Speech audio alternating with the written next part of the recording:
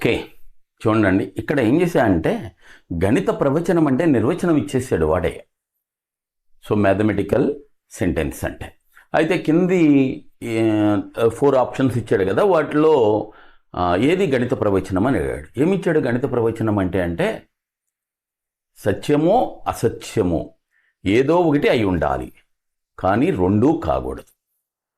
సత్యమో అసత్యమో అయి ఉండి ఏదో ఒకటి అయి ఉండి రెండూ కానటువంటి గణిత వాక్యమును గణిత ప్రవచనం అంటాం.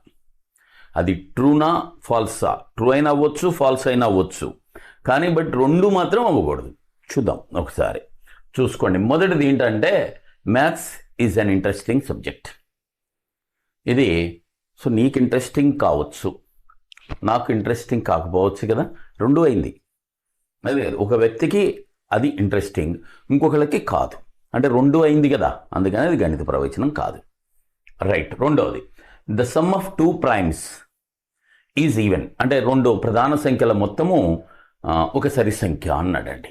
చూడండి, ఇది మనకి ఇది ఉందనుకోండి 3 and 5 రెండు ప్రధాన సంఖ్యలే కలిపితే ఈవెన్ నెంబర్ వచ్చింది, సరి సంఖ్య వచ్చింది.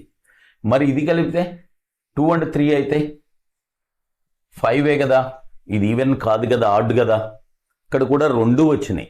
ఇదిగో దీని ప్రకారమేమో ఈవెన్, మరి దీని ప్రకారం ఏంటంటే కాదు కదా, రెండు వచ్చినాయి. మనం చెప్పాం కదా గణిత ప్రవచనం అంటే అర్థం రెండు రాకూడదు, ఏదో ఒకటే ఖచ్చితంగా, కాబట్టి రెండోది కూడా కాదు.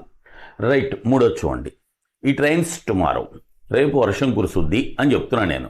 వెంటనే నువ్వు అంటారే రేపు కురవదండి అని చెప్తావు, అంటే ఇక్కడ రెండు వస్తున్నాయి కదా, అన్సర్టైన్ అనమాట, రెండు వస్తున్నాయి, మనకు తెలియదు కదా అండి, కాబట్టి మూడోది కూడా కాదు. ఇక నాలుగోది మన ఆన్సర్, ఎందుకో చూద్దాం. వాడు ఏమన్నా అంటే capital of India is Mumbai.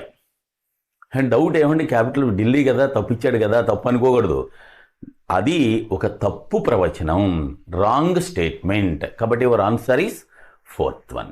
ఎందుకంటే క్యాపిటల్ ఆఫ్ ముంబై, ఇండియాకి క్యాపిటల్ ముంబై అనేది అది ఒక అసత్య ప్రవచనం. అది క్లియర్గా సత్యం కాదు కదా, అది ఓన్లీ అసత్యం, ఏదో ఒకటి మాత్రమే అయింది. So that is the 4th one is the correct answer. Okay, note చేసుకో.